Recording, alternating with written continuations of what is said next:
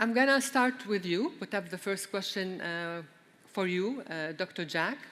Sure. Now, as highlighted by our previous speakers, in Industry 5.0, the spotlight shines on human-centric innovations. One of our speakers talked about how technology and innovations should focus on or prioritize improving or optimizing the relationship between humans and technology, between robots or automation and workers, which means that human wisdom should gear towards technology towards improving lives. So what's your stance on this? From your perspective, what's the value proposition of Industry 5.0 when it comes to technology, and how this would impact users, workers, our societies? Should we expect a new wave of disruptive technologies that would improve lives, and how would that happen? How can we attract investment to tackle those problems? How can we encourage impact investments? So thank you very much for the question. Industry 5.0, the major distinction between that and the previous ones is a partnership between machine and human being, probably for the first time. Google yesterday had this Google I/O conference, which is a must-watch for everyone, including myself, technologist. You see Google unleashing a whole series of software that would, you can have a kid, show a little dance movement, and Google actually through the AI will teach the kid how to dance better. In terms of industrializations, of course, we human beings are very used to I call the master and slave relationship. We actually think that we're the master, and we continue to enjoy being a master, and machine just obeys order. But with the GPT, now it's probably GPT 4.0, and pretty soon 5.0, the relationship is no longer that. Now, so that's the interesting question. How would that affect human beings? Gone, most likely, will be the feeling that humans are completely master, nor is it a slave. If we're not careful, we'll be the slave. So my proposition is this. First, one must understand the technology, whether you're from liberal arts or from a technology background. All technologies has its pros and cons. If we do not appreciate the cons or the pros, we became accidentally the slave.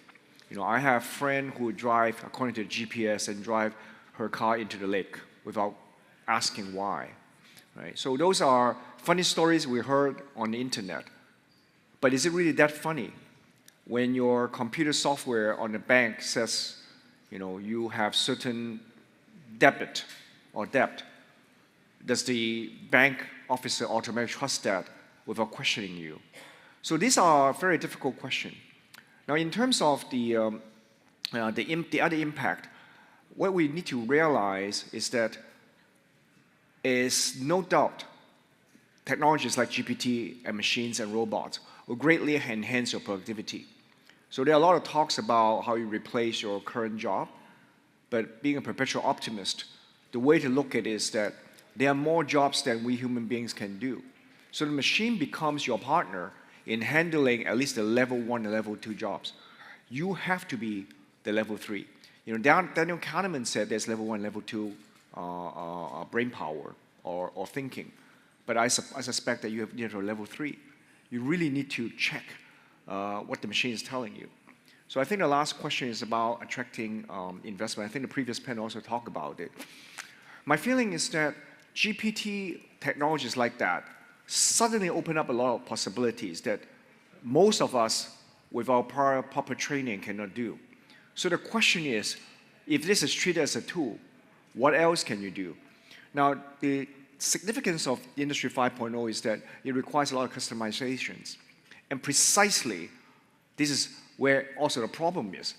Because customization means that you need a lot of work to customize to just one person. So, quick answer to your question is that in order to win massive customization, how to address that, will be the way to attract investments. And actually at QSTP, we're trying very, very hard to attract all these unicorns in AI and robotics to come. But I can share more of that later. Thank you so much. Wonderful, thank you. That's really interesting to hear. Your Excellency, now one of the major drawbacks of Industry 4.0 relates to the job displacements, the potential that it will create more, exacerbate further the unemployment problems, and that robots, artificial intelligence, and automation will replace humans in many industries. And probably this is the main contributor to the emergence of Industry 5.0. How do you see Industry 5.0 when it comes to the future of work? How it will reshape the future of work? Would it address this challenge? Would it create different types of jobs? And what are the socio-economic impacts of Industry 5.0?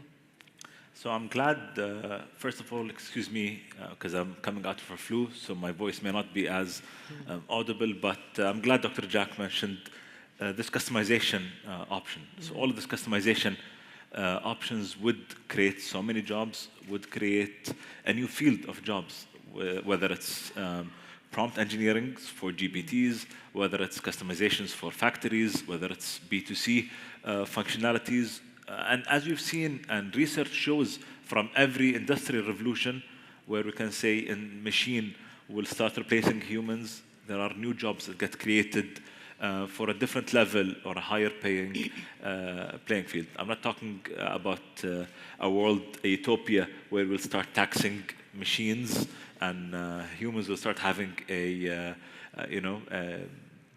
a top salary for that. But I want to put you on a different scale. Almost about 30 years ago, my mom and her friends, Dr. Hassan Jabr, which I'm sure most of you know, used to be pioneers and the early adapters of modem dial-ups and PCs long time ago. Yet 10 years ago, when online payments started coming up, my mom would always call me and ask me to come verify this transaction or not. Even though she was a super early adapter and different technologies, but when it comes to money and spending power, they were still hesitant.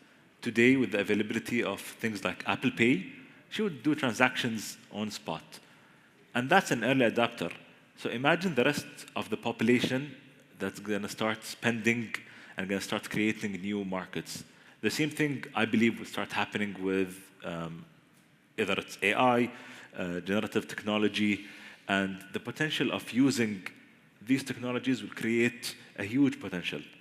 I myself am a parent of an autistic kid that is currently not economically active, right? If we're in an economic conference, so we look at either economic active or non-active. Imagine the solutions and possible fields that they're going to start adding and contributing to using Industry 5.0. So we're not talking here about only machines serving the master, but we're talking about tools that are going to start helping them achieve more, contribute more, whether it's in either in the typical economy or the creative economy or any other economy. So there is a huge potential for people that are today not economically active that you want them to start jumping on board. We spoke previously about trust, and this is what we need, I think, to go forward. I still don't trust any WebMD recommendation that comes up. I don't know how many Quran verses you've seen coming up from ChatGPT. So I think the same thing with my mom 10 years ago, not using her credit card online. It needs time to start creating this trust so that the average Joe would start using the new AI capabilities. To make the most of Industry 5.0 and 5.0 in terms of the new jobs that will be created, the new opportunities for youth, a lot of upskilling is needed. So how do you see organizations and the government preparing for this paradigm shift? So the gentleman before me from Shell spoke about a couple of great initiatives that we're also utilizing, and there's a big spillover on the government. What I've seen a year ago, is even within government, using ChatGPT was quite considered as cheating, right? And people felt shy about using it, while today, if someone did a pre-average job, his boss would go push him to use AI to start helping him. There's nothing short or wrong today of me wearing these subscription glasses. And this is the trust and the change in mentality that we're seeing. My daughter today, who's in primary school, is being taught on the ethics of using ChatGPT, and this is going to start, having a ripple effect on the workforce. Oh, that's wonderful. We're going to discuss later with Abeer the impact on the education system. But before I get into that, I would like to ask Aysha. Now, with Industry 5.0, there's a renewed focus on purpose-driven entrepreneurship, innovative ideas that help address some of those pressing issues that are undermining the well-being of people and the planet. How could the entrepreneurial ecosystems in Qatar support this shift? First of all, Bismillah ar-Rahman ar-Rahim, thank you for having me today. I'm so happy to be here along with my colleagues, old colleagues as well. Yes, I think there's an important factor, and I'd like to pick up from what Khalid Al-Qubaisi said just before here. It's a collaborative effort. I don't think an entrepreneur can thrive in an ecosystem without a whole collaborative, it takes a village, as they say. It takes a village for a successful entrepreneurial ecosystem. From the government sector, from the LLEs, from policies, different ministry policies and regulations, and also from looking at the educational part as well. So I think it's very important to have the whole ecosystem ready and to adapt into an entrepreneurial ecosystem. Also looking at innovation, all these different parties need to think about innovation and what it takes to be innovative in an NLE or a government sector, or how do we partner with companies who are tech-based, who can actually make a difference in some of the solutions instead of getting off the shelf the big companies coming in to solve these solutions. We need to look at the future is changing, technologies are changing, entrepreneurs are adapting new technologies. They are the closest to the future industry. And so we need to create that ecosystem from the private sector, government, and so on to make this happen. And again, also it comes down to education. I think, and I would give an example to that, but I think education is also important, and the education doesn't only come from entrepreneurs. It comes from the whole ecosystem, looking at solutions, looking at how do we change the mindset of, our procurement guy, our strategists, our executives within the environment. How do we change the mindset so that we are sure that when we approach technology-based companies, we know that we want to get out of the box and we want to find solutions that is for the future industries. And giving you some examples, I think it's already happening within our ecosystem here in Qatar. We've seen MCIT looking at digital solutions, and just had a meeting last week and talking about what are the futures of technologies, looking at the new policies of the different ministries here, and as well as QRDI. We work hardly and extensively with the private sector and the government sector through the corporate and government innovation leadership program, and we really adapt senior level people from these companies to really look at, okay, what can I change? How can I change out of the box? What are the challenges, and how can I connect to the private sector to find solutions that are not the traditional way of doing things? And we've enabled that through funding as well, through the Qatar Open Innovation, which is one of our programs, by funding piloting programs and connecting startups locally and internationally to the government and private sector. Yeah. Thank you.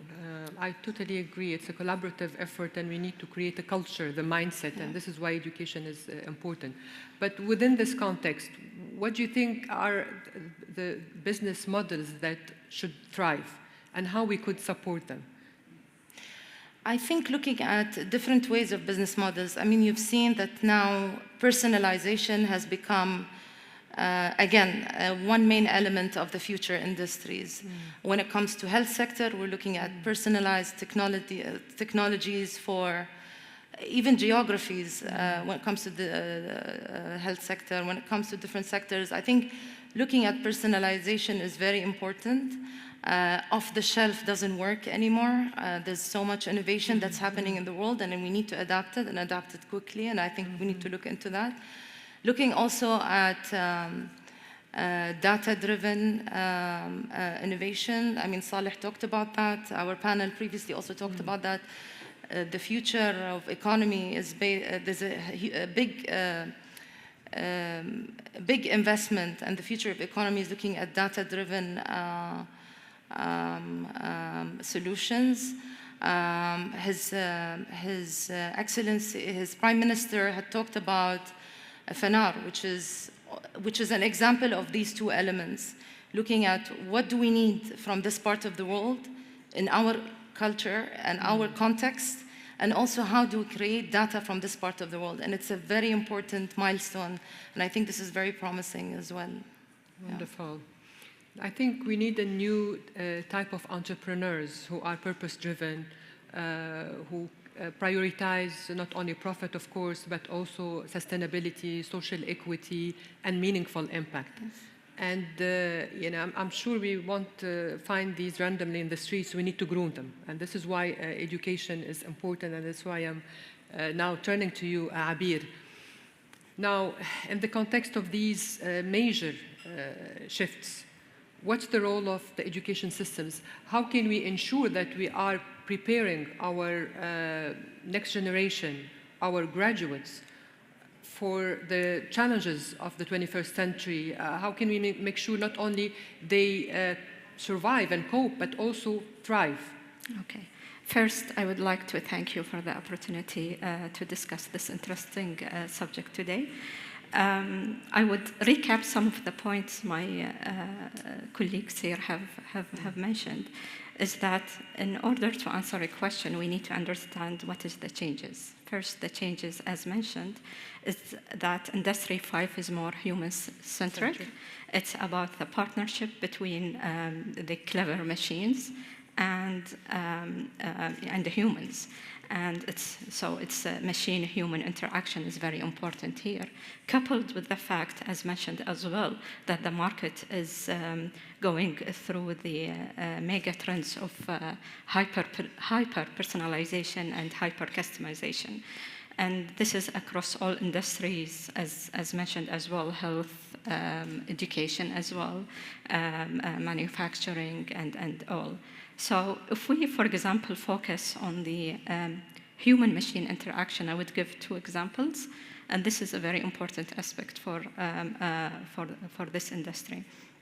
So, for example, have you ever walked into such an event and met a new person and said, "Hi, what is 1 + 1?"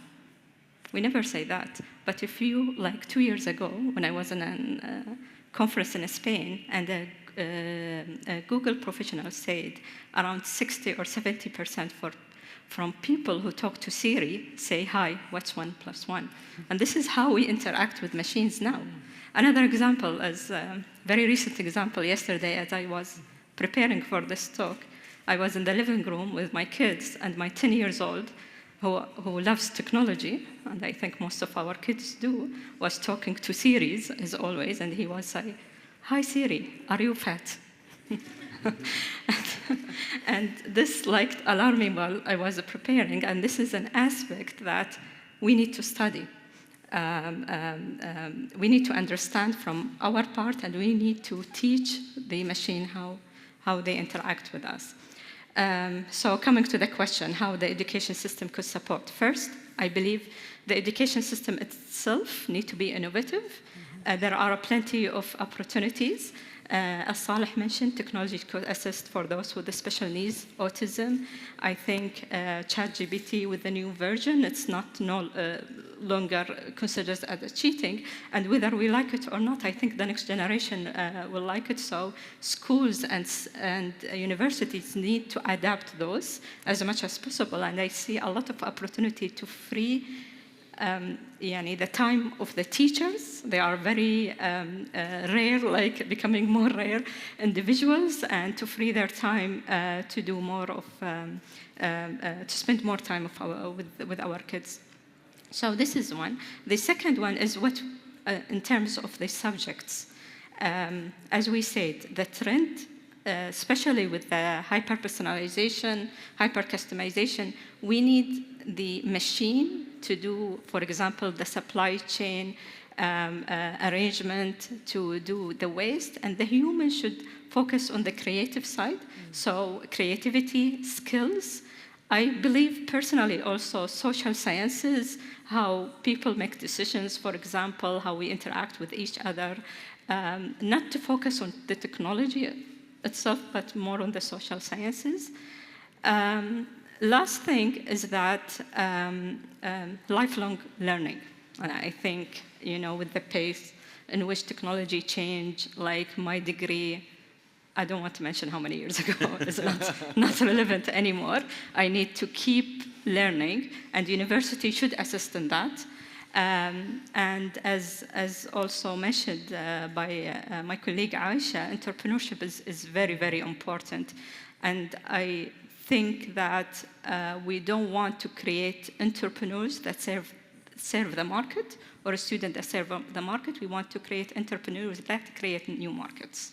Wonderful. I think we should focus on what we do better than machines, than artificial intelligence. Yes. And I believe emotional intelligence, wisdom, creativity, and even problem solving, whether you expect that or not, we're better than AI in solving problems. But I think what we're definitely better than machines in is our humanity. So we need to connect back to our values, and that's our strength. Another thing that is very crucial in this area is resilience for this new generation. Resilience is key. This is why I believe everyone should think like an entrepreneur. Entrepreneurs do not just create businesses, they solve problems. They are resilient because they fail several times, and every time they fail, they emerge stronger and wiser. They adapt to any situation. And I think to make it, to succeed and thrive, this new generation, they need to constantly adapt, and they need to be able to constantly reinvent themselves. And this is what we are trying to foster and focus on at Qatar University and the College of Business and Economics. Sustainability is key as well in Industry 5.0, so we're trying to integrate responsible business conduct and sustainability in our curricula. It shouldn't be an add-on. We are really revamping everything and revisiting business models. We're trying to develop regenerative business models so that we do not only aim to minimize the negative social and environmental impact, no, but to create positive societal impact. So we need to focus on really innovation, revamping things, doing things completely differently. Otherwise, we will be preparing this generation for a future that no longer exists. Your Excellency, now when governments just started preparing economic plans to adjust to Industry 4.0, they're expected to jump ahead and adjust to Industry 5.0. How could emerging economies like Qatar manage this shift, and how could they, make the most of this era to drive sustainable impact? So as my colleague Aysha mentioned, two things that you have in mind as the government. So, and I don't know, and I would urge anyone that haven't looked at the National Development Strategy, the third version that was launched earlier this year. There is a whole chapter looking at ICT development. We're planning to double our investments in ICT. The PM mentioned the 1 billion VC fund of funds earlier this year. All of this isn't for proper ROI. So I know the previous session we were talking about investments, but all of this is to ensure, this is like the gym for us. This is just to ensure that we're going to the gym and we've got the muscle power that will give our population the well-being and the competitiveness that they need in this economy. We're talking about 50% of the workforce might need re-education by 2030. All of these investments need to tap into them, long life learning, and just changing that mentality whether it's from as simple as procurement, HR, that using generative AI isn't cheating, that utilizing technology does actually help you in your job. So these are the main methods and philosophies that we're trying to implement and push forward within our government. Wonderful, sounds very promising. Dr. Jack, very quickly, do you think that humans will win the race between? I don't want to use the word win. I think it's going to be a partnership. Still, I haven't finished the question. I'm looking at the clock. Yes, well, we started a bit later. Will they win the race between the growing power of technology or the human wisdom to manage it, the growing wisdom to manage it? Very briefly. I think it's really hard to convince oneself that you should not trust technology. So it's the training of the human beings to be bold at the same time of appreciating technology, but be very skeptical about technologies. And the skepticism is the hardest thing for human beings because we're intrinsically lazy.